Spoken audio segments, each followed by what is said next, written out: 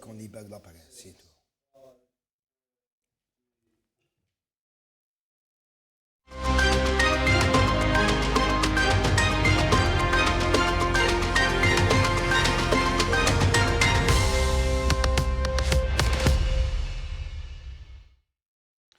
Salam alaikum, Azoul Flaouen, bonsoir. L'armée ne soutiendra aucun candidat, Gaïd Salah, ni par la parole, ce que la pratique confirme. Gaïd Salah a réfuté toutes les accusations portées contre l'institution militaire, des accusations selon lesquelles l'armée aurait déjà son candidat pour les présidentielles de Gaïd, auquel imposerait son candidat. Il considère que ce ne sont que des rumeurs portées par les restes de la bande organisée pour troubler les échéances électorales. Le chef d'état-major a déclaré que seul le peuple est capable de faire le prochain président, à travers les urnes et pas par l'armée. Le vice-ministre de la Défense a promis et a juré devant Dieu, la nation et devant l'histoire que les présidentielles se dérouleront dans ce cadre uniquement, sans dépassement. Mais force est de constater que les déclarations de Gaïd Salah ne sont pas cohérentes et que ses décisions et ses pratiques, sa défiance et ses petits arrangements depuis la déchéance de l'ancien président poussent les Algériens justement à ne pas croire que les urnes seront la voie par laquelle sera élu un nouveau président dans la transparence et en toute liberté. La seule chose sincère dans le discours de Gaïd Salah est peut-être le fait de recommander un candidat à travers les urnes et non pas par désignation. Le nouveau président sera couronné après que la mission de fraude soit accomplie. Une fraude qui a massivement commencé il y a quelques mois déjà. Les promesses de Gaïd Salah sont à prendre avec des pincettes, puisqu'il a déjà promis et juré d'accompagner les revendications légitimes du peuple algérien, du Hirak, et il s'est employé à faire tout le contraire précisément. Gaïd Salah encourage les journalistes intègres dans son discours à se retourner contre lui. Et oui, en effet, le chef d'état-major a appelé les journalistes à agir en leur âme et conscience et à œuvrer dans le sens de faire triompher l'Algérie contre ses ennemis. Il encourage donc les journalistes algériens, les journalistes intègres, à relayer les faits et leur évolution avec objectivité et honnêteté. Il les a même encouragés à dire tout haut ce qu'ils considèrent comme juste et à ne pas avoir peur d'éventuelles représailles.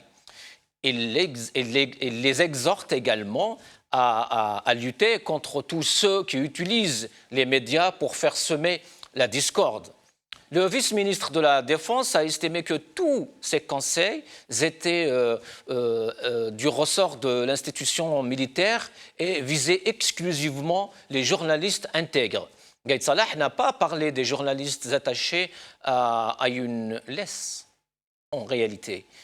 Il est difficile de comprendre le sens d'une telle déclaration. Est-ce que Gaïd Salah s'est exprimé ainsi pour donner son aval à l'exercice de la presse libre ? Ou alors, il s'est exprimé pour pointer du doigt, justement, certains ou certaines confrères et consoeurs qui le mettent mal à l'aise par leur travail.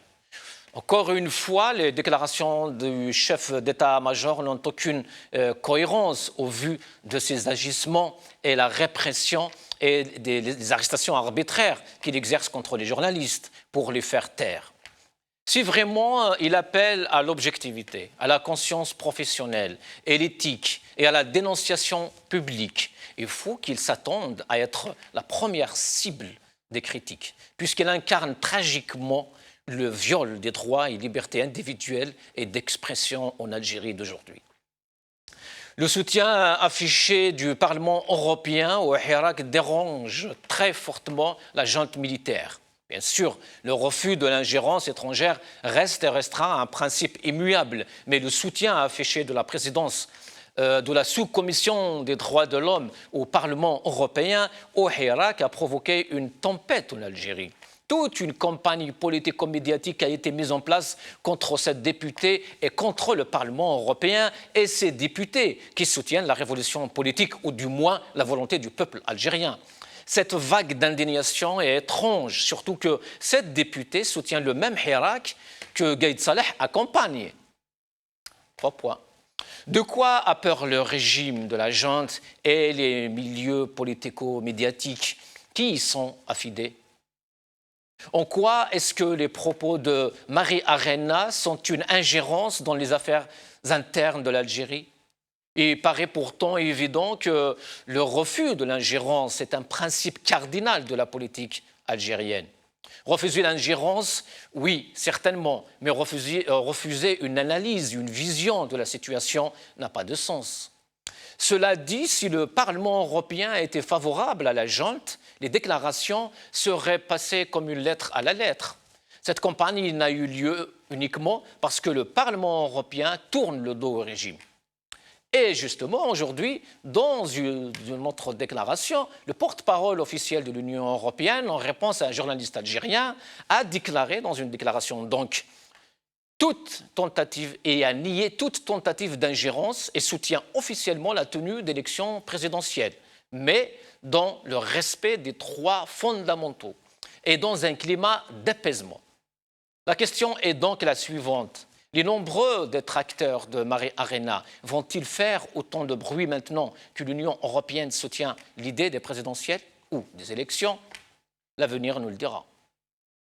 L'élection de El Gaïd du 12 décembre est mal partie, en dépit du discours officiel qui tente de le présenter comme une réponse à une demande insistante du peuple algérien. La non-participation de l'opposition dans toutes ses composantes en Algérie est déjà un motif suffisant de discrédit.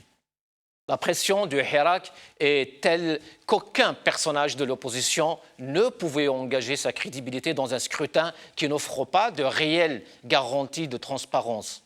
Le soulèvement du peuple algérien depuis le 22 février est en effet l'élément nouveau que les stratèges du pouvoir auraient dû intégrer dans leurs calculs. D'autant plus que le scrutin présidentiel a été reporté à 2 reprises déjà, sous la pression de la rue. Sur les réseaux sociaux, l'opinion publique refuse d'abdiquer aux injonctions de la junte militaire car elle est consciente des limites du système politique algérien que veut instaurer Gaïd Salah. Pour finir, Gaïd Salah, on se pose juste quelques questions en tant qu'Algérien. Gaïd Salah serait-il une vraie menace pour l'État? Gaïd Salah est-il un danger? Un général qui, depuis ses casernes, parle aux jeunes, parle à l'armée, parle à la justice, parle aux institutions, parle au peuple. Tout fonctionne au téléphone. Il piétine toutes les lois, toutes les valeurs, la Constitution sous ses rongères. Personne ne parle plus ou plus de chef d'État. Personne ne parle plus d'un Premier ministre. Tout le monde a les yeux rivés sur Gaïd Salah. Général, où comptez-allez-vous comme ça?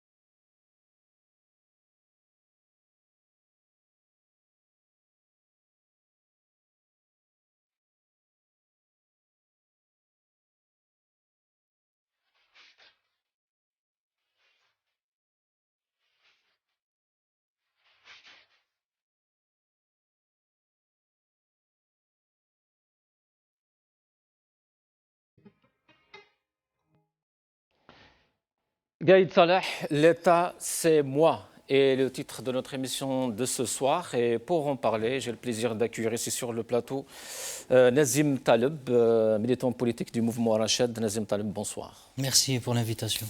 Merci à vous. Avec nous aussi Nassar Haddad, militant politique aussi. Nassar Haddad, marhaba bik. Merci pour l'invitation. Azoul Filaoun. Azoul. Aslema. Avec nous aussi Nazim Zaidi, cadre de l'UDS, le parti de Karim Tabou. Bonsoir. Bonsoir, merci pour l'invitation. On voit Karim Tabou présent aussi. Bien sûr qu'il sera toujours présent avec nous dans les marches, tout ce qui est politique. Sa place est là. Il sera toujours avec nous. C'est lui le leader en ce moment. Il est accusé d'avoir semé l'espoir dans ce peuple-là. Son arrestation est une arrestation politique. Il n'y a aucun chef d'inculpation qui puisse l'emmener en prison, à part d'avoir démoralisé le moral du système et d'avoir redonné... Ce côté-là, peut-être. Bien sûr.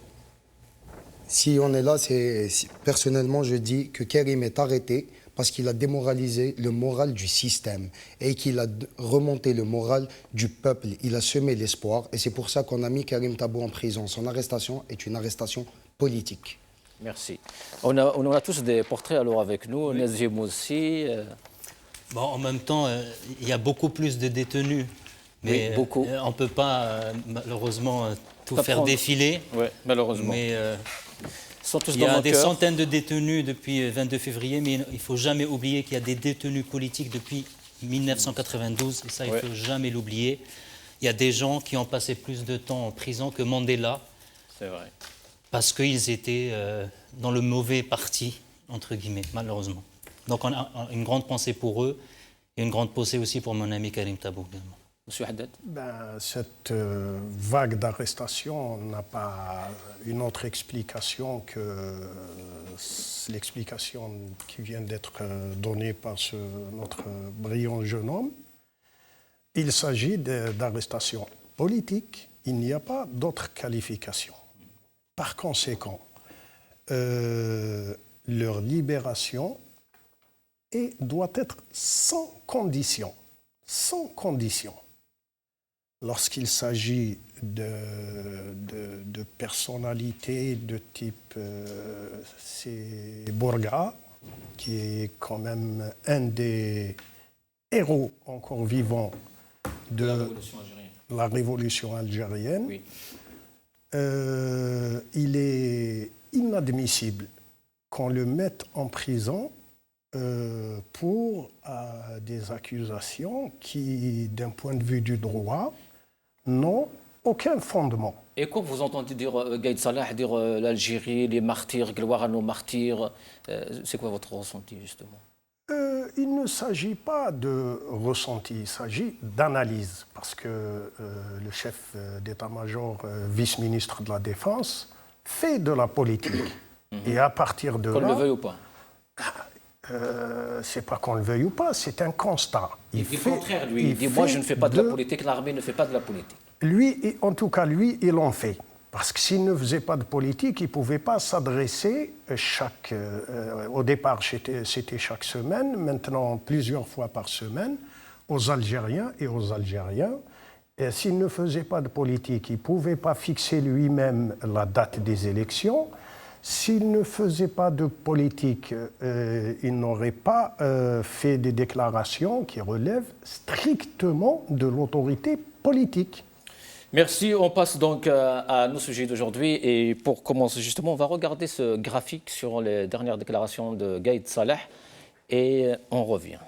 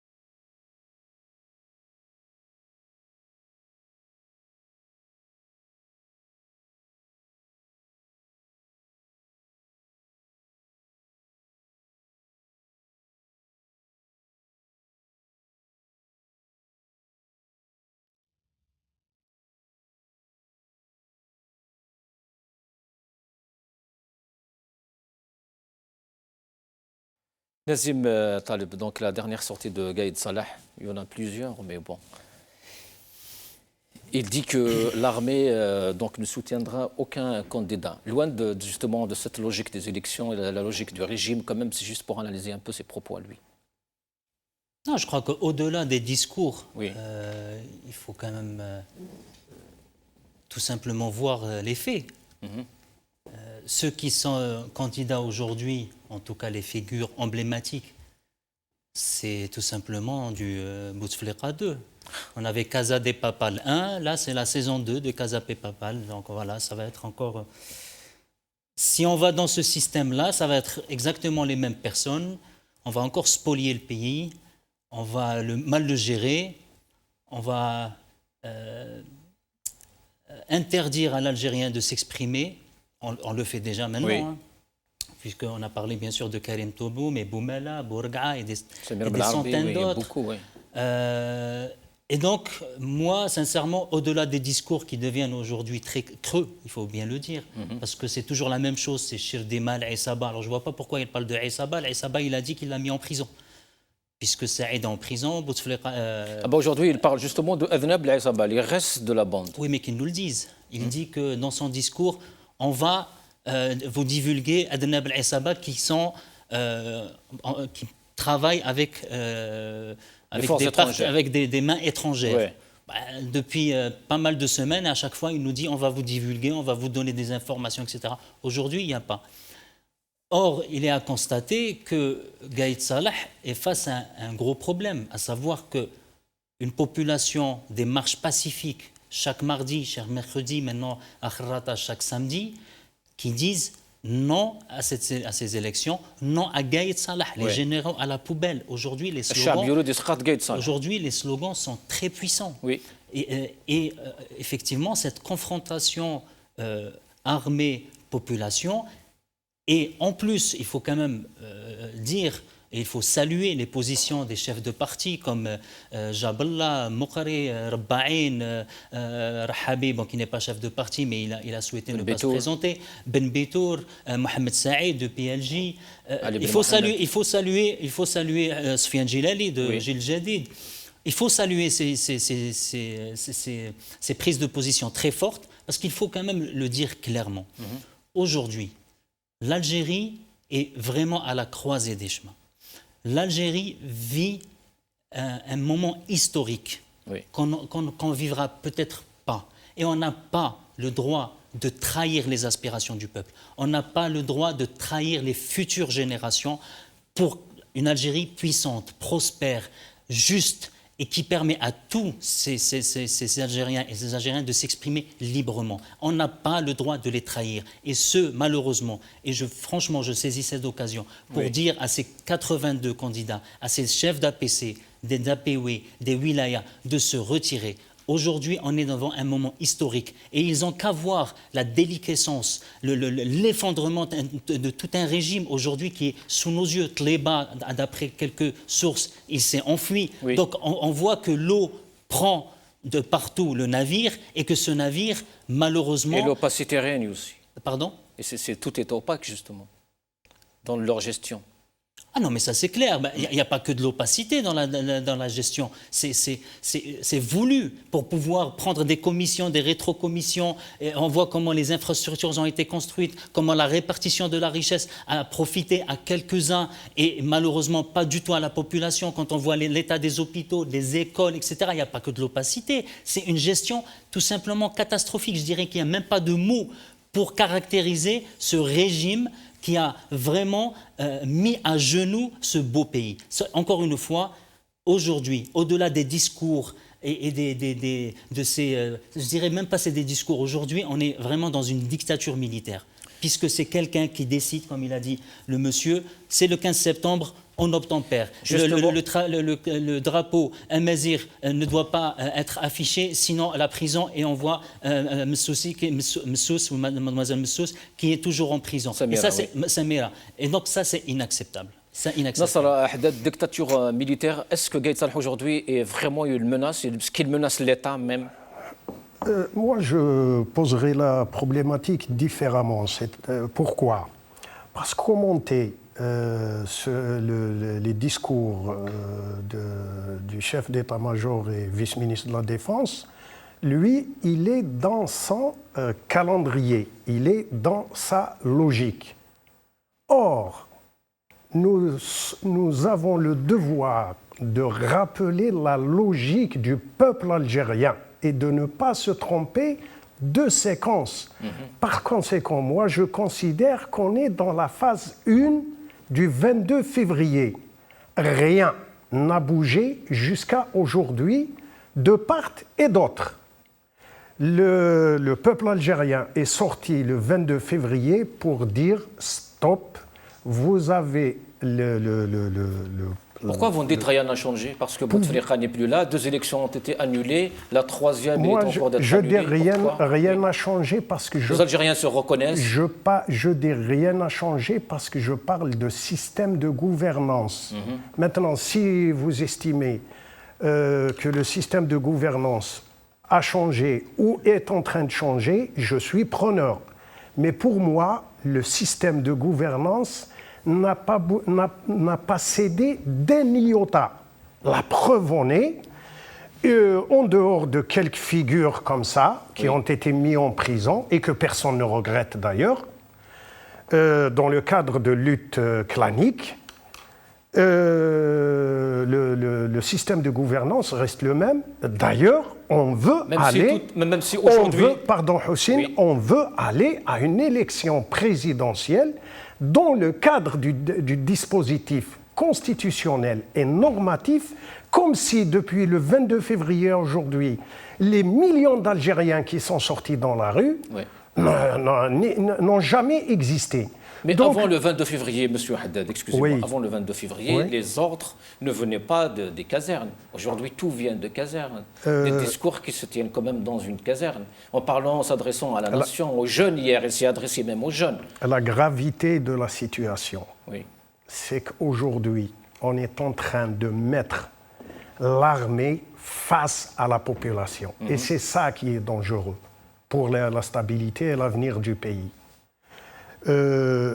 Toutes les intermédiations autonomes ont été combattues depuis l'origine du régime et que moi j'appelle système de gouvernance, c'est-à-dire depuis 1962.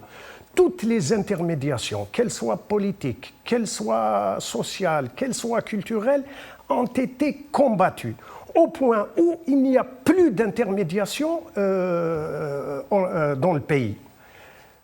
Lorsqu'il y a eu la crise, ce n'est pas la crise, moi je n'appelle pas crise algérienne. Crise du régime. Crise du régime et révolution du peuple algérien. Oui, absolument. Donc pour moi, il y a une dichotomie. Je fais la part des choses.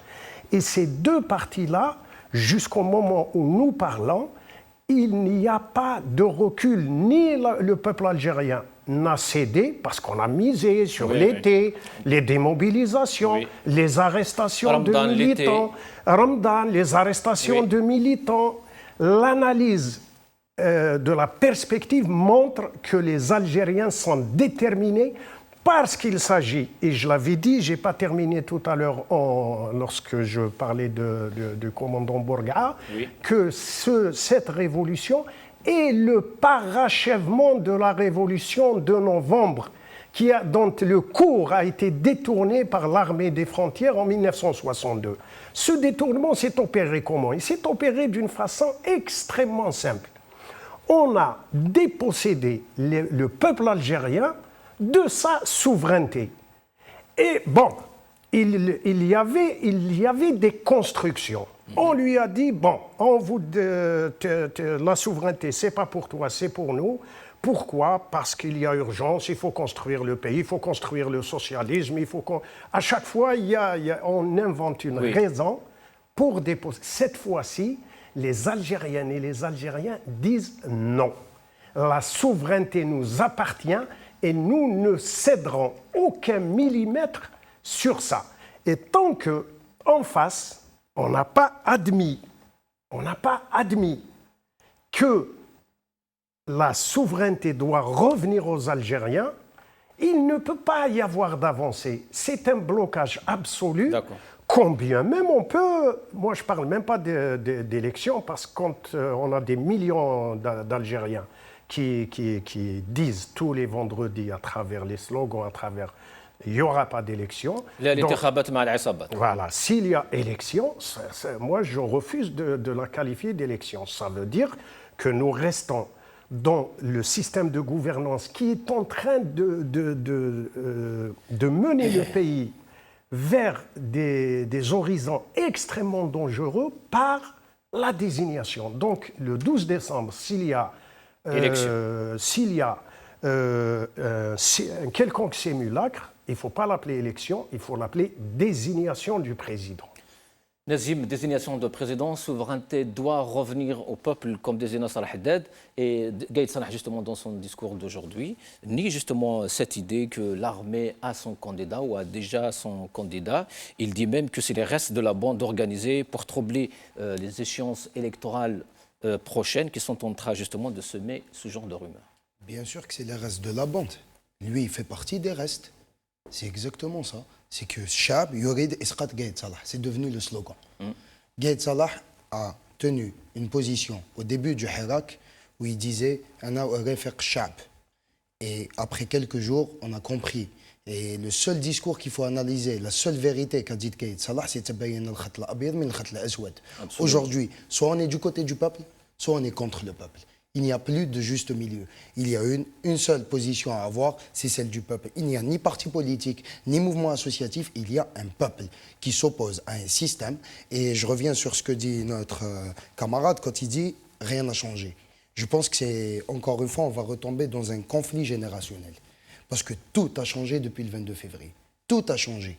Parce que moi, je ne serais pas là s'il n'y avait pas de 22 février. Absolument. À quel moment vous avez vu des jeunes prendre la parole? À quel moment vous avez vu une jeunesse algérienne faire de la politique, lire la Constitution, remettre en question la Constitution, savoir distinguer quels sont les ennemis du peuple et quelles sont les personnes qui sont aux côtés du peuple? Parce que Nasser Haddad, il a parlé de l'autre camp, justement. Oui, au niveau du système. La gouvernance, oui. Je parle de rapport de force. Oui.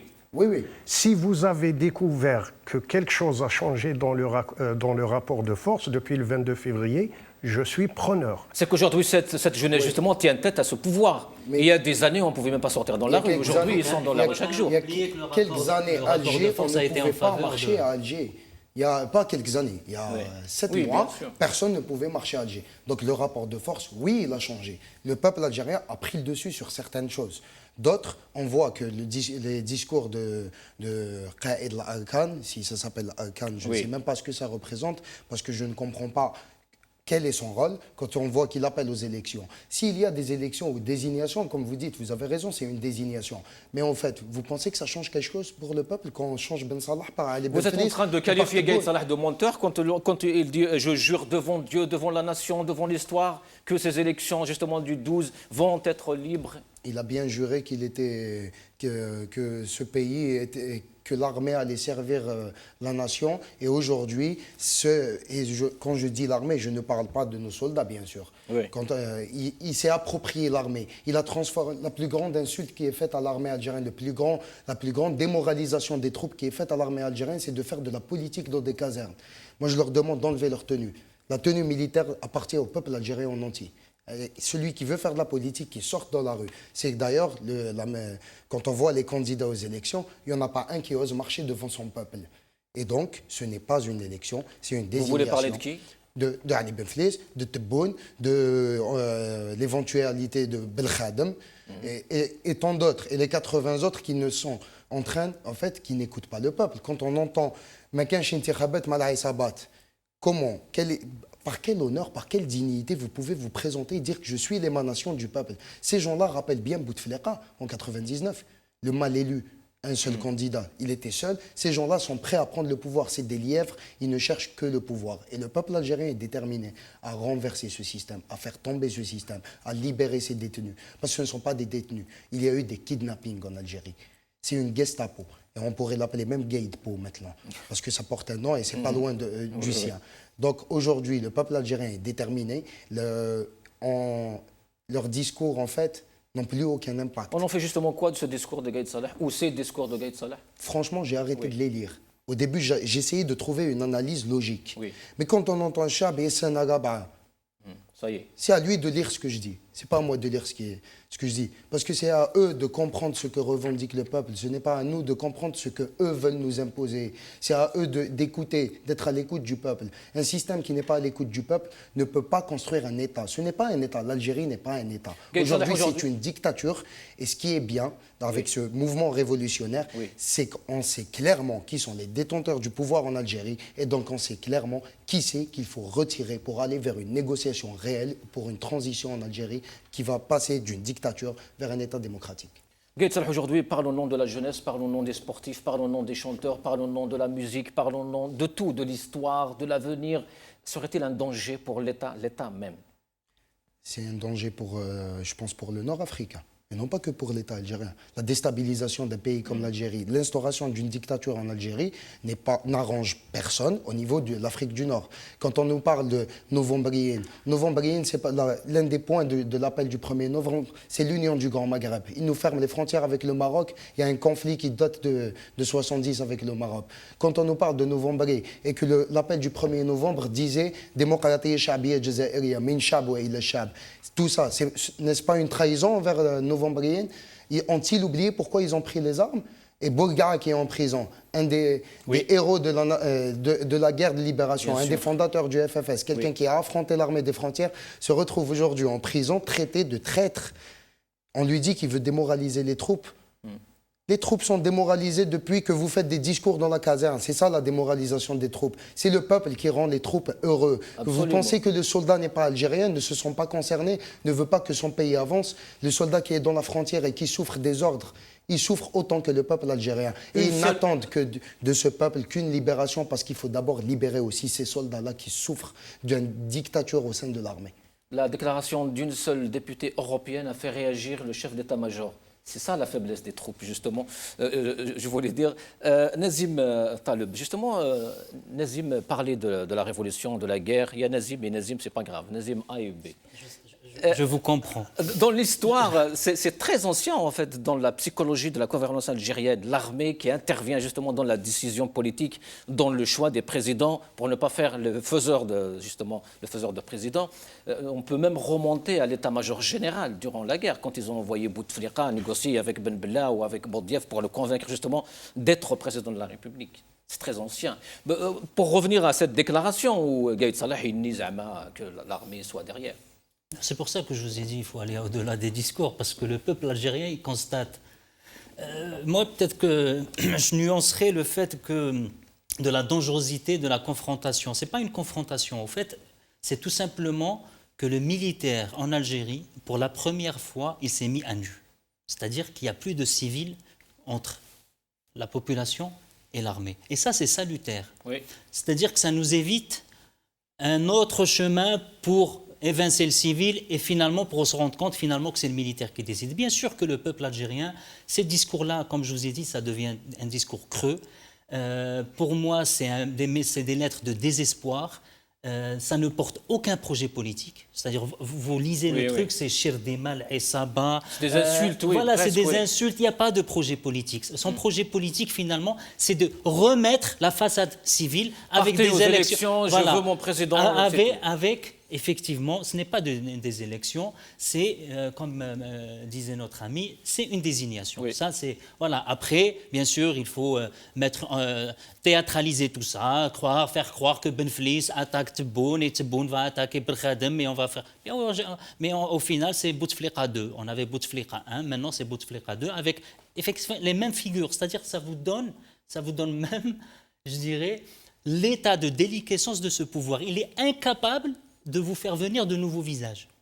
Quand bien même ils sont inféodés au régime militaire, ils sont incapables. Une faillite totale. Une faillite totale, c'est-à-dire que depuis 62, ils sont même pas capables c'est normal, de produire. Ils sont tous en prison aujourd'hui, leur tête. Au-delà de ça, c'est-à-dire qu'ils sont incapables de produire de nouvelles figures, quand bien même inféodées aux militaires. C'est pour ça que moi je dis que pas confrontation, mais le fait qu'aujourd'hui le militaire fasse des discours tous les jours matin et soir, limite, bon, j'exagère, Oui, mais tous oui, les oui. jours Bon, en tout enfin, cas, c'est presque ça, hein. tous les jours, ça montre bien que tout c'est cas, le, ça fait 3 jours qu'il part. c'est le militaire qui décide. Quand le militaire dit c'est le 15 septembre et que il y a un branle-bas général alors que l'Assemblée ne s'est même pas réunie depuis mars ou avril et qu'ils se réunissent à la va-vite en septembre pour faire adopter le projet qui a été pondu par Karim Younes. Oui. Quand on dit, Gaïd Salah dit, Pour la levée de l'immunité à quelque voilà, part, le drapeau il est interdit alors qu'il n'y a même pas une seule loi qui interdit le drapeau amazigh d'être montré dans la rue. Et il n'y a pas que le drapeau maintenant, excusez-moi, parce qu'hier, on a vu un jeune qui s'est fait justement condamner. Maillot JSK. Un maillot de la GSK. Voilà. C'est énorme, un maillot de la GSK. Et on nous fait croire qu'on ferme les médias, on kidnappe, c'est du kidnapping, c'est des méthodes mafieuses. Absolument. Aller chez les gens, comme chez Karim Tabou, Karim Boumela, des militants du mouvement Rached, comme Dadi, Tahar, Bekkouch, etc. On va chez eux, on les emmène, il n'y a pas de mandat d'arrêt, il n'y a pas de convocation du procureur. Karim Tabou, aujourd'hui, le maître Bouchachi, il dit on n'a même pas eu accès au chef d'accusation. Vous imaginez? Ils sont en train de chercher une accusation. Voilà, donc c'est caractéristique d'un État mafieux. Ouais. Donc, pour répondre à votre question, le peuple algérien, au-delà des discours, sait très bien qui est-ce qui décide en Algérie. Et ça, comme vous l'avez très très bien dit, ça date même avant 62. On ne va pas rentrer dans les polémiques, mais il y avait déjà à l'époque les 3 B. Oui, bien sûr. Karim Belkacem, Ben Tobal et Boussouf. Donc, pour ne pas rentrer dans les polémiques, on va se dire, à partir de 62, depuis l'édification de l'État algérien, effectivement, c'est le militaire qui décide. Et je voudrais juste finir sur ce point, par rapport au rapport de force. Moi, je disconviens par rapport à ce que disait monsieur, parce que le rapport de force a fait que, et ça il ne faut pas l'oublier, qu'il n'y a pas eu d'élection, il n'y a pas eu de 5e mandat, grâce au 22 février. Oui, bien sûr. Qu'il n'y a pas eu prolongation du mandat de Bouteflika grâce au 22 février. Oui. Qu'il n'y a pas eu l'élection de 4 juillet grâce à Bouteflika. Il faut même pas...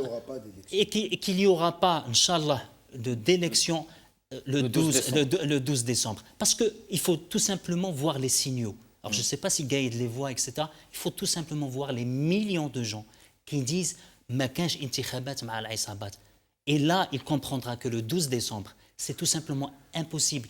Et encore une fois, regardez le nombre de personnes qui ne se portent pas candidats aux élections. Regardez aussi les portes qui sont en train d'être fermées avec des planches de bois, que ce soit à Béjaïa, à Tizi Ouzou. Maintenant, ça va commencer à Boumerders. Ces maires sont menacés, Nazim, aujourd'hui. Ces maires sont menacés, justement. Est-ce que, justement, c'est c'est un signe, comme vous le dites si bien, que la fraude a commencé? Bien sûr, mais bien sûr, humainement parlant, il y a à peu près 50 000 bureaux de vote, il y a 1500 communes. Comment croyez-vous qu'en 3 mois, on peut épurer les listes électorales? Juste ça. Comment on peut le faire? Humainement, ce n'est pas possible. C'est miraculeux. Donc, ce n'est pas avec une commission qui a 50 membres qui vont épurer une liste électorale. Et franchement, c'est chapeau bas à ces maires qui refusent et même qui démissionnent. Il y a maintenant des démissions en masse pour refuser ces élections. Et franchement, l'histoire va graver leur nom dans le marbre et dans les histoires gravées aux lettres d'or dans l'histoire algérienne. Parce que franchement, comme je l'ai dit au début, c'est un moment historique et il ne faut pas trahir le peuple, tout simplement. Nasser Haddad, donc, dans le même sillon, j'allais dire, Gaïd Salah, dans son discours d'aujourd'hui, il a parlé, donc lui, il veut aller à ces élections, hein, coûte que coûte. Et il dit même, il a appelé l'armée à sécuriser les élections de 12 décembre, une déclaration qui est qualifiée de très dangereuse par beaucoup de journalistes et d'observateurs politiques algériens. C'est un appel à la politique du tout sécuritaire qui a fait engendrer quand même, enfin l'Algérie a payé très cher cette politique du tout sécuritaire. On se rappelle tous, 200 000 morts, 20 000 disparus. Qu'est-ce qu'il veut aujourd'hui ? C'est pour ça que j'ai dit le rapport de force n'a pas bougé jusqu'à maintenant. Parce qu'il faut, quand on s'exprime, il faut définir d'abord les enjeux. Quels sont les enjeux de cette révolution? De mon point de vue à moi, l'enjeu majeur, c'est la reprise du cours de la révolution de novembre qui a été suspendue par un coup d'État de l'armée des frontières. je ne vais pas revenir sur l'histoire, une prise de pouvoir est plus grave, une attribution de la souveraineté. La révolution de 2019 a repris son cours et veut parachever novembre pour reprendre, se réapproprier la souveraineté du peuple. C'est ce que le peuple scande, oui. D'abord, quand on dit souveraineté, le peuple ne revendique pas. Le peuple s'exprime et toutes les institutions, quelles qu'ils soient, se doivent d'obéir. Oui. Lorsque je dis le rapport de force, où, à la limite, la situation n'a pas changé depuis le 22 à ce jour. En termes de personnes, les façades, on peut mettre qui on veut. Oui. On a mis Toufik en prison. Est-ce que pour autant le modèle, le paradigme, le système de gouvernance a changé? On a éliminé Bouteflika, on a mis son frère en prison, on a mis tout son gouvernement, en tout cas une bonne partie du gouvernement de Bouteflika en prison. Est-ce que pour autant le système de gouvernance a changé? La réponse est non. Et tant qu'il n'y a pas suffisamment de pression, c'est pour ça que je dis, il faudrait, les Algériennes et les Algériens ne céderont pas. Ils ont compris, ils ont eu le bon background historique. Ils ont analysé. Oui. Par conséquent, commenter aujourd'hui, le piège, c'est de s'inscrire dans le calendrier du régime. Moi, je ne m'inscris pas dans le calendrier du régime. Je m'inscris dans le calendrier de la révolution. Oui. Je peux dire deux mots quand on me dit Parlement européen. Non, avant le Parlement européen, parce que là, c'est un axe. Mais là, on parle du discours, justement, toujours de Gaïd Salah, pour sortir de cet axe. Il dit que, je le cite, alors, je voudrais souligner que j'ai donné des instructions aux commandants de régions et de forces, ainsi qu'aux différents services de sécurité, pour entamer immédiatement toutes les mesures nécessaires pour sécuriser le processus électoral à travers tout le territoire. D'abord, lorsqu'on dit sécuriser, c'est assez ambigu. Ça peut être interprété comme une sécurisation d'un processus, parce qu'il parle de forces de sécurité. Oui, justement. Forces de sécurité, à la police, il y a la gendarmerie. Et tout le monde. D'abord, est-ce qu'il est habilité à s'adresser à la police? Merci, oui. Parce qu'on parle aussi de respect de la Constitution. Lorsqu'on dit respect de la Constitution, c'est le refrain permanent. Il faut qu'on reste dans la Constitution. Bien sûr. Par conséquent, est-ce qu'un chef d'état-major, vice-ministre de la Défense, a le droit de s'adresser à un corps qui dépend du ministre de l'Intérieur? Voilà. Donc, c'est à la fois, on peut, s'il s'est adressé à la gendarmerie, ok, ils vont sécuriser. C'est-à-dire, c'est pour ça que je ne veux pas commenter. Ça, c'est le calendrier. C'est le calendrier du régime. Est-ce que ce ne serait pas peut-être une manière de dire que voilà, on va interdire les marches, on va tout interdire pendant peut-être pendant une période. Vous savez. Est-ce qu'ils sont capables d'aller jusque-là? Vous savez. Oui. S'ils avaient les moyens d'interdire les marches, ils les auraient interdits. Je parle de moyens politiques. Oui. Parce qu'on ne peut pas. Une élection ou une désignation d'un président n'est pas un projet politique. Elle ne peut pas être une fin en soi. C'est un moyen pour permettre, une élection est un moyen démocratique qui permet aux différents courants dans une société de s'exprimer et de choisir leurs représentants. Mais elle peut pas, un moyen ne peut pas être une fin en soi. Oui. Par conséquent, oui. Comme ils n'ont pas de projet politique à proposer, le peuple algérien a un projet politique. Un, il veut recouvrer sa souveraineté. Deux, il a réglé, il a intégré, il a un projet intégrateur, il a intégré toutes les contradictions de politique, économique, culturelle existant en Algérie, il les a intégrées. Troisièmement, dans le projet, c'est la construction d'un État qui prendra en considération les réalités de la nation algérienne, qui doit être la traduction de cette nation dans sa pluralité. Dans sa pluralité linguistique, dans sa pluralité culturelle, tout ça est un projet politique partagé par les Algériens. Pourquoi ? Parce qu'il ne s'agit pas de projet de gouvernement où on peut être concurrent, moi et mon voisin et mon camarade d'en face. Il s'agit du recouvrement de la souveraineté et de positionnement des règles du jeu.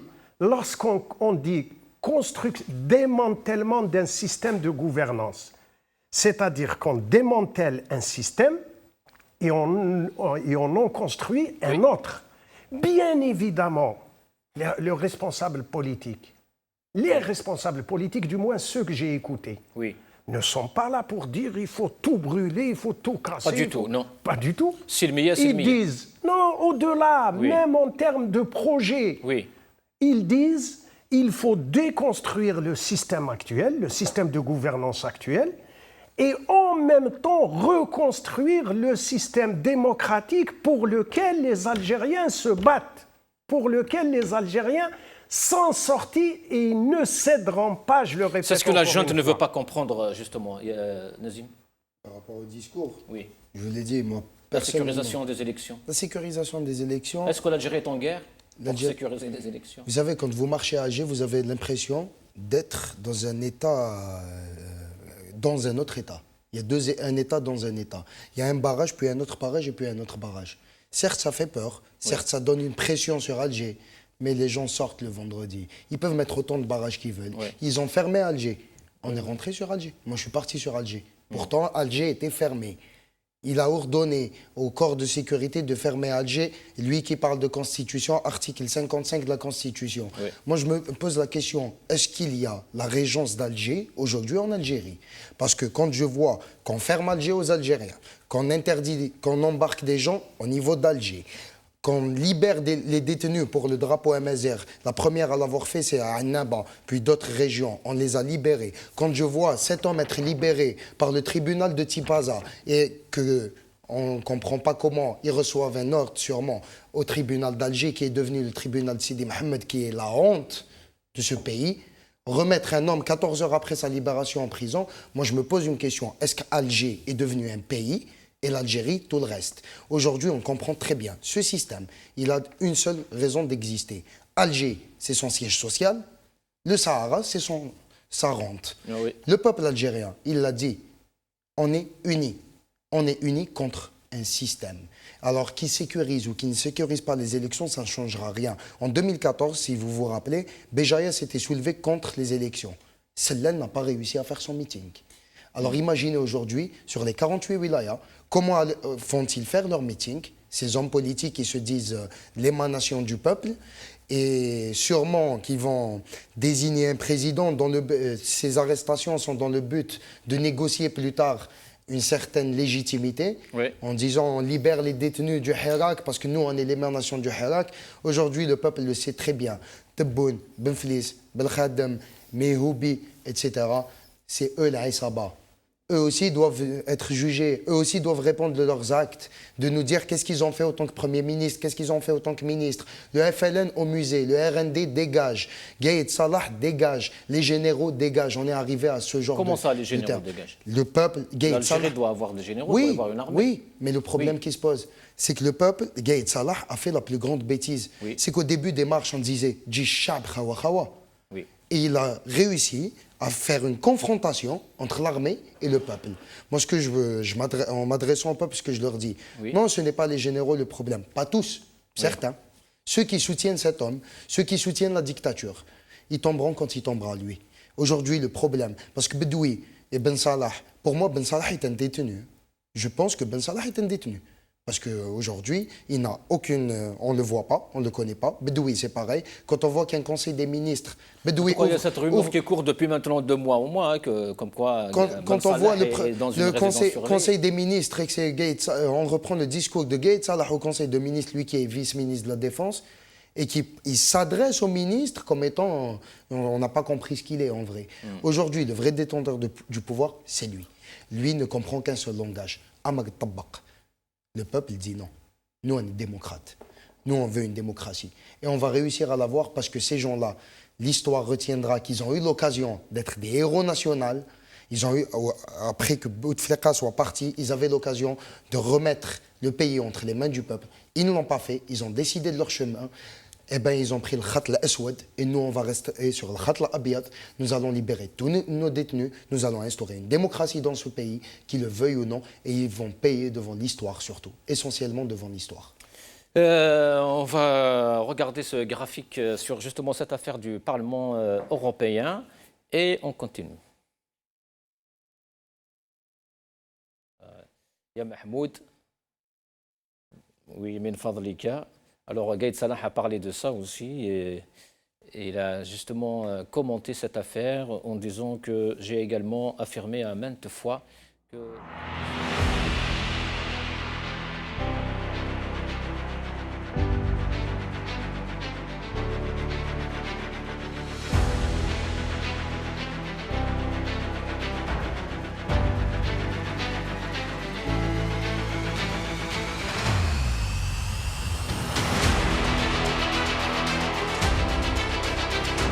فمن بين الدعايات التي تروج لها العصابة وأذنابها التي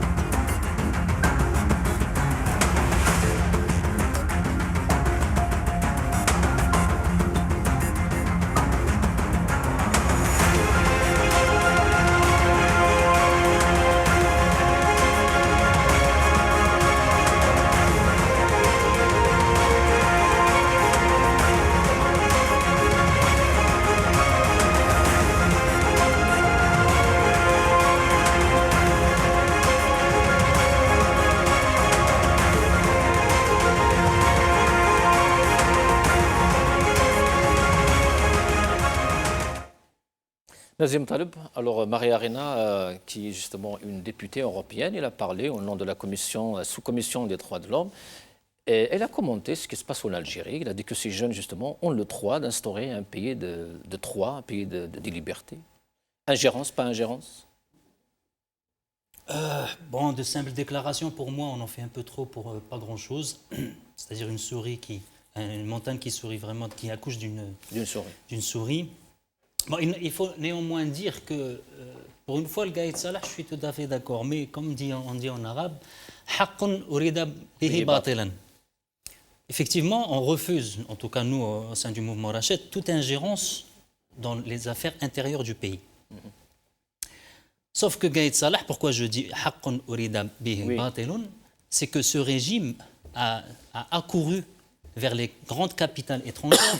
Rappelons-nous Brahimi et pas Brahimi, Lamamra et mais c'était Brahimi, non? Brahimi, oui. Et voilà. L'Akhdar Brahimi, pardon. Oui. Voilà, je cherchais le prénom. L'Akhdar et L'Akhdar et Lamamra Là, envoyé en Russie, l'autre était envoyé, oui, en France. Non, rappelons-nous, il a été envoyé en Allemagne, Merkel a refusé de le recevoir, voilà. Ils sont partis en Russie, ils sont partis en Chine. Donc, quand il dit, si notre politique, les fondamentaux de notre politique, c'est refuser toute ingérence, c'est quand même, à mon avis, il se fout un petit peu de notre...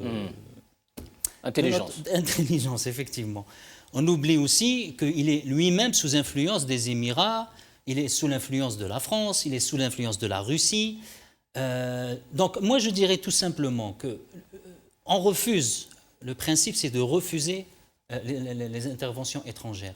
Mais l'Union européenne pendant 7 mois n'a pratiquement rien dit. Ils ont fait une déclaration très je dirais...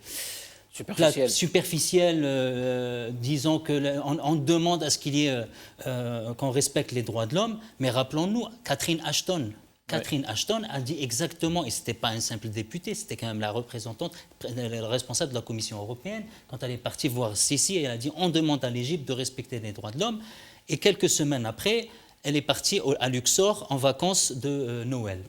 On rappelle aussi Michel Alliot-Marie, pendant la révolution tunisienne, elle partait en vacances et elle a même offert les services de la gendarmerie française pour mater la rébellion en Tunisie. On se rappelle également McCain qui disait, par rapport à Sisi, quand on lui a dit est-ce que c'est un coup d'État, il a dit en anglais dog is a dog, c'est-à-dire un canard est un canard, donc c'est un coup d'État. Donc, bref. Et on voit que ça reste quand même des déclarations. Donc nous, on demande qu'ils se mêlent de leurs affaires. Et que s'ils ont quelque chose à faire, ils le font en interne. Ils n'ont pas de leçons à nous donner, parce qu'on sait très bien que eux, malheureusement, leur politique, aussi bien en Algérie qu'à travers tout, en Afrique, dans le Proche-Orient, en Asie, a été pour le soutien indéfectible aux dictateurs dans ces régions-là. J'en veux pour preuve l'accord d'association entre l'Algérie et l'Union européenne spécifie dans les premiers articles le respect des droits de l'homme. Est-ce qu'en enlevant des gens, en kidnappant des opposants politiques, en les mettant en prison, est-ce que ça respecte les droits de l'homme? C'est pour ça que je dis, s'ils ont quelque chose à faire, ils peuvent le faire au sein de l'union européenne. L'Union européenne, justement, l'Union européenne a réagi aujourd'hui. Non. Je ne veux pas de discours. Les discours, je vous ai dit, ils en font depuis des années, des dizaines d'années des discours. S'ils veulent faire quelque chose, ils le font en interne. Ils arrêtent l'association, le partenariat au niveau sécuritaire. C'est quand même dans ces pays-là où on leur donne des équipements pour l'écoute à grande échelle des citoyens algériens et en particulier des militants et des opposants. C'est ces pays-là qui les fournissent en armes. C'est ces pays-là qui les soutiennent aussi bien au niveau médiatique, médiatiquement parlant. Vous avez Hong Kong à l'échelle de l'Algérie, ça n'a rien à voir. Hong Kong, ça a fait la une des journaux pendant des semaines. En Algérie, pas un seul mot, il n'y a pas un média qui en a parlé. Donc c'est pour ça que je vous ai dit, on refuse toute intervention étrangère, mais s'ils ont quelque chose à faire, ils peuvent le faire dans leur pays en arrêtant tout partenariat, toute association, toute complicité avec ce régime. Et nous, on se mêle dans nos affaires et on est à même de régler nos problèmes en interne. Nasser Haddad, sur la même question, rappelons juste que Gaïd Salah a dit « Je tiens à dire à ces outranciers de se soucier de leurs affaires et des problèmes de leur pays ». D'abord, il faut être précis. Il s'agit d'une députée, donc d'un parlement qui n'a pas de pouvoir exécutif.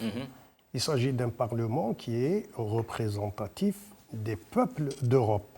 Et par conséquent, la solidarité entre les peuples est la bienvenue. Absolument. À ne pas confondre avec l'ingérence qui, elle, est l'œuvre des exécutifs. Et je ne reviens pas sur ce qui a été dit en termes d'ingérence, de demande d'ingérence. Alors l'Union européenne justement a réagi aujourd'hui, Nasser Haddad, et je cite donc le porte-parole de l'Union européenne, parce qu'après cette polémique, l'Union européenne a réagi. Un journaliste algérien leur a envoyé un courriel, et donc le porte-parole a répondu, il a dit ceci. Nous espérons que des élections contribuent à répondre aux aspirations profondes du peuple algérien dans le respect des droits fondamentaux et dans un climat d'apaisement. Tout est dit. Oui, mais c'est quoi ? Tout est dit. Parce qu'ils ne parlent pas, ils n'ont pas dit, nous espérons que les élections de 12 décembre, que des élections. Je vous dis, tout est dit. Et je reviens à ma position initiale. Pour moi, ça, c'est des manœuvres et des diversions qui s'inscrivent dans le calendrier. C'est depuis février. Qu'est-ce qu'on a constaté? Des tentatives de division inoculées dans le corps du peuple algérien. Lorsqu'on a interdit le drapeau berbère, ça posait un problème. Il était brandi à Naba, à Tlemcen, à Oran, sans aucun problème. Qui c'est qui a créé le problème? Et pour quel objectif? Donc, il faut rester sur le fondamental. Ça, c'est des diversions. Inventer une ingérence étrangère là où il n'y en a pas. Rappeler, faire toutes sortes de manœuvres, toutes sortes de diversions pour que le calendrier qu'ils sont en train de mettre en place aboutisse. Il faut leur dire, il faut dire aux Algériennes et aux Algériens que nous allons continuer à imposer la volonté de recouvrer notre souveraineté et que les élections, aucune élection ne peut avoir lieu en dehors de la majorité du peuple algérien. Tout le reste ne sera qu'une désignation.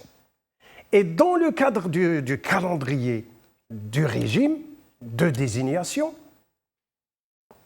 il y a des diversions, il y a des manœuvres, il y a des déclarations, il y a des discours. Mais l'essentiel n'est pas là. L'essentiel est dans l'appel que nous devons lancer quotidiennement, le rappeler aux Algériennes et aux Algériens de continuer à aller pacifiquement tous les vendredis, tous les mardis et tous les dimanches à travers le monde pour dire, rappeler, dire, imposer le recouvrement de leur souveraineté.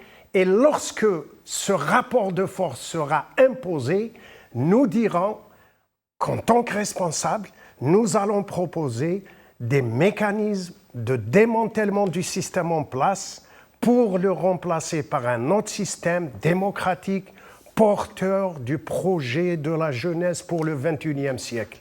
C'est cette mécanique-là qu'il faut avoir, que les Algériennes et les Algériens qui sortent dans la rue le vendredi, les mardis et les dimanches à travers les capitales du monde entier, mettent en pratique et ne sont prêts à céder aucun millimètre jusqu'à l'aboutissement. On parle de 7 mois. Nos parents, ils sont allés, ils ont pris les armes, ils ne savaient même pas s'il allait revenir. Et ça a duré 7 ans et demi. Donc ça durera, ce que ça durera, l'essentiel, c'est que nous allons préserver notre pays des ingérences, parce que c'est le peuple algérien qui a toujours dit, c'est extraordinaire, c'est dans les discours, c'est dans le prolongement de la plateforme de la Souma. Nous ne sommes ni du Moyen-Orient, ni Washington, nous ne sommes inféodés à aucun pays. Nous sommes l'Algérie. Nous sommes le peuple algérien. Eh bien, ce principe a été réapproprié aujourd'hui par les Algériennes et les Algériens. Et c'est les peuples qui défendent leur pays. C'est les peuples qui peuvent dire non à l'ingérence. Ils le disent par millions. À ne pas confondre avec une diversion. La déclaration d'un parlement, les parlements dans les systèmes démocratiques, c'est les représentants des peuples. Et une parlementaire, par conséquent, la solidarité entre les peuples de toute la planète est très souhaitable. Nazim, est-ce que la diversion a été ratée? Puisque hier, on parle de diversion, on parle de l'ingérence. Aujourd'hui, l'Union européenne il dit qu'il faut quand même aller aux élections. Donc, c'est un peu la ligne politique de Gaïd Salah. Est-ce que Doumbouya va continuer quand même à nous dire ingérence ou qu'est-ce qu'ils vont faire aujourd'hui? Moi, je pense qu'on donne trop de crédit à ceux qui se gouvernent entre eux. Ils ne gouvernent pas, ils ne gouvernent pas le peuple, mais qui ont l'État algérien entre les mains. Vous pensez réellement que l'État algérien, que Gaïd Salah et ses sbires vont manipuler une députée européenne? Mais quand même pas. Quand même pas. Ils n'ont pas le niveau d'écouter un peuple, ils veulent manipuler l'Union européenne. Ce n'est pas ça. Moi, je vais dire, moi, j'ai appris la politique avec un homme qui s'appelle Karim Tabou. Il m'a appris une chose. Pour rire, il disait, le seul signal qu'on doit avoir, c'est vers le peuple. Les autres, ils ont des satellites tournés vers la SABA, vers le monde, vers le... Oui. Le seul signal, vrai signal politique, c'est celui du peuple. Moi, j'ai appris cela. Donc, je dis que le peuple algérien ne doit attendre rien du tout de personne. On n'a rien à attendre de personne parce que nous n'avons pas attendu que des gens... Parce que sinon, on rentre dans le discours de Gaïd Salah. C'est la main étrangère qui nous a sortis. Le 29 février, c'est ce qu'il disait. La main étrangère, l'ingérence étrangère. Il en a reparlé quelques fois. Non, le peuple est sorti, le peuple sera souverain. Mais ne remettons pas en question quand une députée soutient le Hirak. Merci à elle. Je dis merci. Oui. Mais j'interdis à un État d'intervenir dans les affaires de l'Algérie. Et à l'Union européenne, justement, la porte-parole de l'Union européenne dit, je la cite, il est important que les libertés d'expression, d'association et de réunion soient garanties aux citoyens comme prévu par la Constitution de la République algérienne. Moi, je pense que la première fois qu'ils ont réagi à l'Union européenne, ce n'est pas parce que ça a été une atteinte à la Constitution algérienne. Ça a été une atteinte à la Déclaration des droits de l'homme de l'ONU.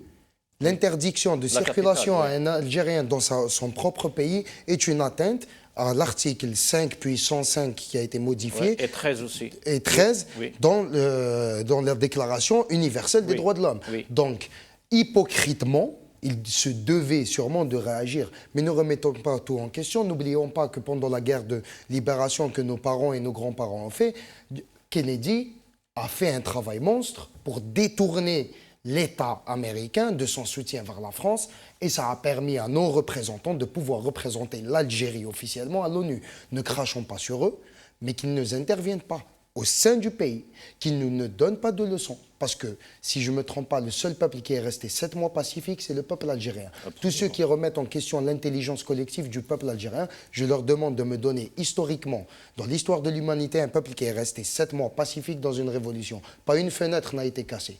La seule constance en politique dans un pays, c'est le peuple. Alors, je demande au peuple de n'attendre rien du tout de personne, et même pas des politiciens. Parce que les vrais politiciens émergent du peuple et on les a vus. Qui connaissait, par exemple, Mostafa Bouchachi avant? Combien d'Algériens le connaissaient? Aujourd'hui, il est connu par tous les Algériens. Karim Tabou était connu à une période par un certain nombre d'Algériens. Il a été emprisonné, c'est devenu un héros national. Le 42 wilayas, recensement de 42 wilayas qui ont scandé son nom. Fodel Boumela avait disparu de la scène politique. Beaucoup ne le connaissaient pas, il a émergé. Et pourtant, les politiciens, c'est Makari, normalement. Ouais. C'est Jabellah, c'est Ali Benflis qui ont des partis agréés. Et le peuple leur a dit, dégage à ces gens-là. Donc, la seule constance, c'est le peuple. Il faut croire juste dans le peuple. Je n'attends rien de aucun État, ni même de notre système. Il n'y a que le peuple et un seul héros, le peuple. C'est lui qui vaincra. Pour justement, on va un peu tout droit vers les élections, vers les partis politiques, le boycott. Mais avant, il y a quand même un petit extrait un peu, j'allais dire bizarre dans le discours de Gaïd Salah. C'est justement, il parle de la presse, des médias en Algérie, et il appelle les journalistes à être intègres. Déjà, il avoue qu'ils ne sont pas intègres. Absolument. Déjà. Si on analyse un discours, oui. Quand il appelle des journalistes à être intègres, ça veut dire qu'ils ne le sont pas. À donner l'information, à être professionnels. C'est pourquoi, et pourtant, ils sont tous affiliés au régime. Et moi, je vous dis pourquoi. Ces médias. Parce qu'il répond à la députée qui dit liberté d'expression. Ça leur fait peur de voir des pays réagir. Je vous dis qu'ils ne peuvent pas manipuler l'Europe. C'est l'Europe qui les manipule. Ils marchent pour l'Europe. Les accords. Total a pris 50% du pétrole. Alors que 50% du pétrole dernièrement. Où est l'accord, la nationalisation des hydrocarbures? Aujourd'hui, on n'est plus dans des hydrocarbures qui appartiennent seulement à l'État algérien, puisque 50% va revenir à Total. Donc aujourd'hui, il ne fait que répondre à ça et dit liberté de la presse. Moi, je les défie d'organiser alors un vrai débat politique. Je défie leurs politiciens de venir sur vos plateaux. De venir ici. Ramenez que Belkhadem, que Benflis, que Tebboune viennent sur ces plateaux et essayent de parler au peuple pour les convaincre des élections et que ces élections sont vraiment des vraies élections. Aujourd'hui, la question n'est pas autour des élections, ni autour de la liberté de la presse, ni autour de la culture, ni autour des droits, parce que c'est un État sans droit. C'est un État qui fonctionne au talki-walki. C'est un État qui ne fonctionne pas Cet État ne fonctionne pas. Aujourd'hui, on parle d'un système. Il faut faire tomber ce système-là. Et quand on dit système, c'est la culture, c'est les journaux, c'est la presse électronique, c'est tout ça. En Algérie, je ne peux pas lire TSA. TSA est bloqué. On parle de liberté de la presse. Ouais. En Algérie, sur les plateaux télévisés, ceux qui sont invités, c'est les mêmes spécialistes qui nous ont dit qu'il y a 6 millions de signataires pour Bouteflika. C'est les mêmes personnes qui nous ont dit que Bouteflika était soutenu par 20 millions de personnes. Donc, et qui sont dans le cabinet de Tebboune. Et aujourd'hui, ils se retrouvent dans le cabinet de Tebboune, exactement. Donc, ces spécialistes qu'on invite sur les plateaux, pourquoi ne pas faire une diversité? Inviter Nazim Taleb sur le plateau du Chouelok, on verra ce qu'il va dire face à ce genre de spécialistes. Qu'on invite les opposants au système. Pendant que les opposants au système sont en prison, les relais du système sont candidats aux élections. Donc, ce qu'il est en train de dire, Gaïd Salah, c'est juste une manière d'apaiser l'Union européenne parce que ça leur fait peur. Et ils ont peur de ne pas avoir le soutien international. Comme disait notre ami, les premiers à avoir sollicité l'international, c'est le système qui est parti chercher l'aide étrangère contre son propre peuple. Nazim Taleb, il appelle à l'objectivité, à l'éthique, à la conscience professionnelle. C'est quoi son problème avec les médias? Les médias, ils roulent tous pour Gaïd Salah, pour les élections. Moi, je ne suis pas dans sa tête, hein, mais je suppose que Facebook lui pose problème, Twitter lui pose problème. Certains journalistes qui ont un certain professionnalisme, de l'intégrité, lui posent problème. Au fait, il veut que tout le monde soit à sa solde, que tout le monde crie haut et fort « Gaïd Salah, vous êtes merveilleux, vous êtes magnifique », et il ne veut pas de voix dissonantes. Qu'elle soit... mais bizarrement, il dit le contraire. Il faut dire aussi oui. qu'il y a des médias comme le Magharibia qui lui posent problème. Le Magharibia fait quand même un très grand travail de couverture du Hirak. Et merci à vous d'ailleurs, parce que aussi, vous êtes pratiquement la seule chaîne qui nous donne la parole, ça il faut quand même le dire, et il faut vous rendre hommage. Donc ça, à mon avis, ce message, pour moi, c'est le prémisse de peut-être qu'on va arrêter, peut-être, je ne sais pas, Facebook, les réseaux sociaux, je ne sais pas, d'une manière ou d'une autre. Puisque monsieur... Ça au Soudan, ils l'ont fait, en Égypte, ils l'ont fait. Pourquoi ils ne le feront pas? Bien sûr qu'ils le font, parce qu'ils sont dans une logique, je dirais, suicidaire, malheureusement. Ils vont droit dans le mur. C'est au fait, malheureusement, c'est ça. C'est un État militaire. Et nous, on souhaite un État civil, un État militaire. C'est un Amr ou Tabbaq. Voilà, pour eux, 7 mois, c'est trop long. Voilà, pour eux, il faut y avoir Darwa qui tabac dans la seconde. Pendant 7 mois, le peuple a dit ma kash intikhabat ma al-isabat, généralat la poubelle, et ça. Oui. Pardon. Oui, allez-y. Ils ne veulent pas entendre ça et ils veulent, au fait, fermer toute voix dissonante, toute voix libre, toute voix intègre qui est contre leur projet d'aller vers des élections, encore une fois, vers une désignation le 12 décembre. Nasser Haddad, Gaïd Salah qui appelle donc à la conscience professionnelle, à l'éthique, et lui-même, à lui seul, il incarne tragiquement le viol des libertés en Algérie aujourd'hui. Moi, je dirais qu'il est conséquent avec lui-même. Chacun sa vérité. Lui, quand il parle, quand il invite la presse à dire la vérité, ce n'est pas la vérité. C'est sa vérité à lui. Oui. Donc, il est conséquent avec lui-même à partir du moment où il ne reconnaît pas, jusqu'à maintenant, le pouvoir de fait, le pouvoir réel, en l'occurrence l'armée, ne reconnaît pas, ne veut pas admettre l'exigence du peuple algérien. Oui, de la révolution. Voilà, de la révolution, des millions d'Algériennes et d'Algériens. Oui. Par conséquent, en les traitant de tous les noms, que je ne vais pas rappeler, il est évident que la presse, certains journalistes, certains titres, parce que les télés, je n'en connais pas, ceux qui sont installés en Algérie, qui continuent... Il parle de tous les médias, tout. Très bien. C'est ça, les masses médias, qu'elles soient audiovisuelles ou presse écrite. Il y a encore certains titres, il y a encore des journalistes qui se battent sur le terrain, on les connaît, qui rapportent, quand je dis se battent, ils rapportent ce qui est vécu par eux-mêmes, ce qui est observé, sans le qualifier ni de vérité, ni de mensonge. Voilà ce que j'ai vu. J'ai vu des millions d'Algériens. Et ça ne cadre pas avec la vérité du régime. Est-ce qu'il n'y aurait pas Donc il les invite à rentrer dans sa propre vérité. Possible aussi, oui. Voilà. Est-ce qu'il n'y aurait pas une autre lecture qui voudrait dire que Gaïd Salah est conscient aujourd'hui que les médias, justement, Ash-Shuruq, Al-Nahari et tous, ne jouent plus leur rôle et les Algériens ne les suivent plus? Et est-ce que ce n'est pas un danger aussi pour le régime aujourd'hui? C'est que leurs médias ne font pas leur job. Vous allez me permettre de dire deux mots sur le changement de paradigme. Oui. Aujourd'hui, il y a deux facteurs fondamentaux qui font qu'il est impossible que la révolution n'aboutisse pas. Le premier facteur, c'est le facteur démographique. L'Algérie a aujourd'hui 40 à 41 millions. Oui.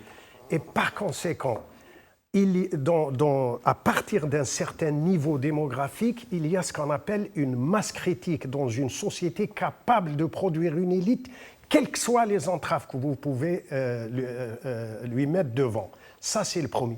Le deuxième, les centres opérationnels qui portent l'organisation, qui portent la communication, qui portent... échappent totalement aux États aujourd'hui. Échappe même aux États les plus puissants. Nous sommes en train de changer de paradigme. Et ça, c'est le génie d'un peuple en révolution, c'est qu'il fait la bonne lecture géopolitique. Aujourd'hui, la révolution algérienne, le peuple algérien fait la bonne lecture géopolitique. C'est Facebook, c'est Google, c'est, comment on appelle, YouTube. Oui. En les général, réseaux sociaux, les GAFA. Oui. Ce qu'on appelle les GAFA, c'est là qu'il y a le centre opérationnel de l'organisation. C'est là qu'il y a le centre opérationnel de la communication. C'est là qu'il y a la nouvelle révolution numérique, technologique du XXIe siècle. Et cette jeunesse, ils l'ont compris, ils l'ont intégré. Le drame aujourd'hui, c'est que la jeunesse a intégré la nouvelle mondialisation, a fait la bonne lecture géopolitique et géoéconomique. Les régimes qui sont dans une logique totalement fossilisée, totalement dépassée, c'est-à-dire il y a un tel décalage qui n'a aucune chance. La perspective appartient à la jeunesse. La perspective appartient à la jeunesse. Donc, à Nazim Zaidi, justement, pour finir, on arrive, je pense, à la fin de cette émission. Alors, l'élection de Gaïd, l'élection de Gaïd, on l'appelle comme ça, l'élection de Gaïd, il a un problème, il est mal parti, parce que presque tout le monde a déclaré quand même un peu son boycott récemment. On a vu Jaballah, on a vu des partis politiques, enfin les démocrates tous, on a vu des personnalités politiques. Est-ce qu'ils vont quand même aller à ces élections? Je vais vous dire, ils vont faire un forcing. Oui. Mais je vais lui répondre comme lui a dit. C'est ce discours-là qui lui a fait mal. Parce que cet homme a dit, Wallah ma tkoun intikhabat khagata. Et il n'y a pas eu d'intikhabat fragata. Eh bien, son message, ce qui est bien avec lui, c'est qu'il nous a laissé des messages. Ils peuvent l'emprisonner. Mais tout ce qu'il a dit est encore d'actualité. Ça court toujours. Ma tkounch intikhabat parce que الشعب ما حبش تكون انتخابات. نهار الشعب يحب تكون انتخابات يكونوا انتخابات. لكن ما كانش انتخابات مع العصابات. Et en dernier mot, ce que j'aimerais dire, c'est de transmettre son message qui est Silmiya, Silmiya. Restons pacifiques, c'est ce qui leur fait peur. Parce que la violence, c'est eux qui la maîtrisent. C'est pour ça qu'ils n'utilisent que de la violence, que des arrestations, que des menaces. Alors que nous, on a un langage qui est pacifique. Silmiya, Silmiya, Hadariya. Silmiya, Silmiya, Matalibna, Shariya. Et on va se battre jusqu'au bout parce que nous voulons construire l'Algérie de demain. Eux, ils font partie d'une Algérie qui est révolue depuis le 22 février. Est-ce qu'ils font partie du passé? Bien sûr qu'ils font partie du passé. Leur temps est compté au niveau de la nature humaine. Quand on a 80 ans et qu'un peuple a en moyenne 35 ans, à plus de 70% d'habitants qui ont 35 ans, c'est clair qu'ils seront à bout de souffle avant nous. Moi, je ne me fatigue pas. Moi, si je fais un footing, je ne suis pas fatigué. Lui, il ne peut pas marcher. Et donc, lui, pense pour demain. Lui, son projet politique, il ne fait que de la réaction. Il est dans la réaction politique. Alors que nous, on est dans un projet sur le long terme, sur 20 ans, sur 30 ans. Eux, leur long terme, c'est 1 an. Nous, notre long terme, c'est 30 ans. Leur court terme, c'est demain. Nous, notre court terme, c'est 5 ans. Donc, ils sont finis, qu'ils le veuillent ou non. Et l'histoire le retiendra. Merci. Nazim Taleb, ils sont finis et même justement le système politique algérien que veut instaurer Gaïd Salah, il est rejeté par le peuple algérien aujourd'hui, comme disait Nasser Haddad, depuis le 22 février. Il y a eu une révolution dans la rue, les gens ne veulent pas aller aux élections, ils veulent quand même maintenir ce rendez-vous. Oui, non, mais je crois que les Algériens refusent ce système depuis pas que 22 février. Bon, c'est vrai que le 22 février, ça a été l'apothéose, oui. La cerise sur le gâteau, ça a été magnifique. Mais les Algériens ont refusé dans les années 70. Il ne faut pas oublier les manifestations dans les universités algériennes. Oui, mais de l'autre côté, on a un général qui veut aller à ces élections, qui veut organiser ces élections. Mais dans l'histoire algérienne, il y a toujours eu des généraux qui ont refusé la volonté populaire. On est bien d'accord. Oui. 92, il y a eu l'armée qui a qui a fait un coup d'État contre les élections 92. Il y a eu 88, on a tué 500 Algériens, il ne faut pas l'oublier. Les manifestations, n'oublions pas non plus que depuis, même avec l'arrivée de Bouteflika, se comptait par dizaines de milliers par an. Donc, effectivement, 22 février est l'aboutissement de cette exaspération, de cette lassitude, de ce désespoir de voir finalement un pays si riche, mais qui donne si peu pour les siens, pour les femmes, pour les hommes, pour les enfants. Finalement, leur débouché n'était que finalement un petit bateau pour aller vers l'Europe. Leur débouché, c'était malheureusement c'était la drogue, ztla. Leur débouché, finalement, c'était le haït, c'était le qahawi toute la journée. Malheureusement. Et malheureusement, bien sûr, l'Algérien sait très bien, pertinemment, que aujourd'hui, ils vont finir avec tout ça.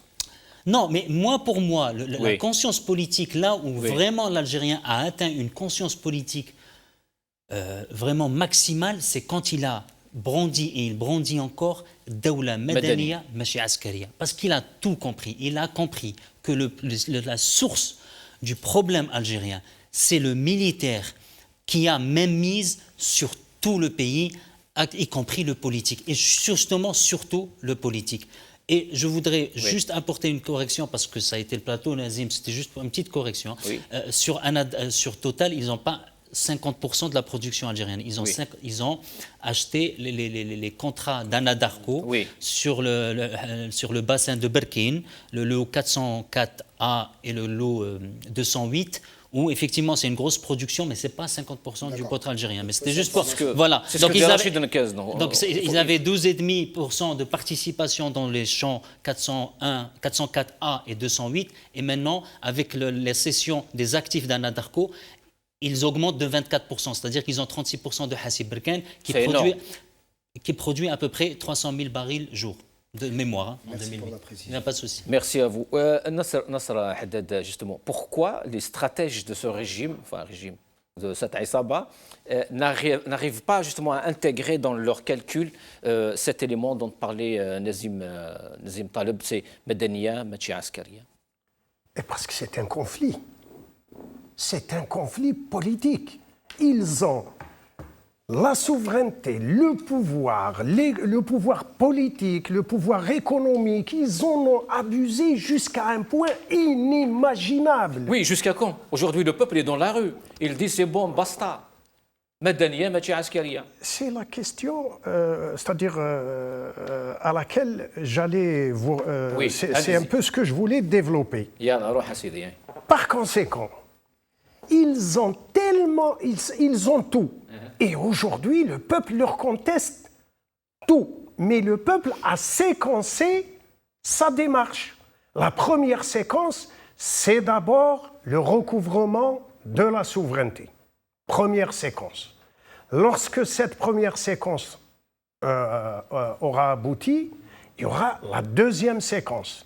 Donc, déconstruction d'un système de gouvernance et en même temps, en parallèle, reconstruction du nouveau système de gouvernance. Vous avez en face de vous des gens qui étaient, écoutez, on est arrivé à faire prier un cadre. On emmenait un cadre à la mosquée. Oui. Et il y avait des... On va même faire un cadre 4. Voilà. Ouais. Donc, lorsque je dis c'est le système de gouvernance qui est en train d'étouffer lui-même et d'étouffer l'Algérie avec lui. Est-ce que c'est un signe de sa fin? Ben oui. Mais on dit ça depuis des années maintenant. Non, depuis les années 90, on dit c'est bon, non, c'est fini, c'est pas la même chose. Merci de rappeler les années 90 pour que je puisse m'exprimer sur ce que j'appelle moi la mémoire du peuple algérien et le background. Parce que quand ça a commencé, les contestations n'ont jamais arrêté rapidement. Les contestations n'ont jamais arrêté. 63, 80, on dit ahbes. Les Kabyles, hargou le Coran, on a mobilisé. 86, Constantine. Ça, c'est les émeutes, mais je parle des grands axes. 88, on a été, les politiques de l'époque n'ont pas fait la bonne lecture. Pourquoi? Parce qu'on a cru que le problème était le parti unique. Or, le problème n'était pas le parti unique. Le problème était le détenteur de la souveraineté du vrai pouvoir, en l'occurrence l'armée. Donc, 91, donc 80, 63, 80, bloc contre la Kabylie. Très bien. 91, ce n'est pas la Kabylie qui a gagné les élections. C'est le fils. Qu'est-ce qu'on fait? On va de l'autre côté, on dit, voilà, c'est l'Afghanistan, c'est je ne sais quoi, ce qui va se passer. Donc le balancier a fait ça. Certains ont dit, ah, super, on est du bon côté de la barrière. Et il y a eu 2001. Donc un peuple, il enregistre, il emmagasine, contrairement aux analystes, où vous êtes obligés de tenir compte, de faire très attention aux manœuvres, aux diversions et tout ça. Les peuples ont ce background et cette perspective historique. Merci Nasser Haddad, on arrive vraiment, on a même débordé un petit peu. Merci Nazim Taleb, merci Nasser Haddad, merci Nazim Zaidi. Vous voulez rajouter quelque chose rapidement en 2 secondes? Je soutiens tous les détenus d'opinion et ces gens-là sont nos héros, tous comme ils sont. Merci. Merci Nazim, merci à vous toutes et à tous. Pour finir, Messaoud El-Ftessi, un détenu justement, quelques minutes avant son audience, dans le fond d'un trou ou d'un fourgon aussi, dit « Aujourd'hui, je passe 100 jours de détention abusive, 100 jours sans liberté, 100 jours sans justice, mais 100 fois plus déterminé de continuer mon combat pour la dignité, la liberté et la démocratie dans l'Algérie. Vive la nouvelle République, vive l'Algérie. » L'otage est détenu d'opinion, Messaoud El-Ftessi, président d'Al-Harrach, depuis le 23 juin. Merci à vous toutes et à tous.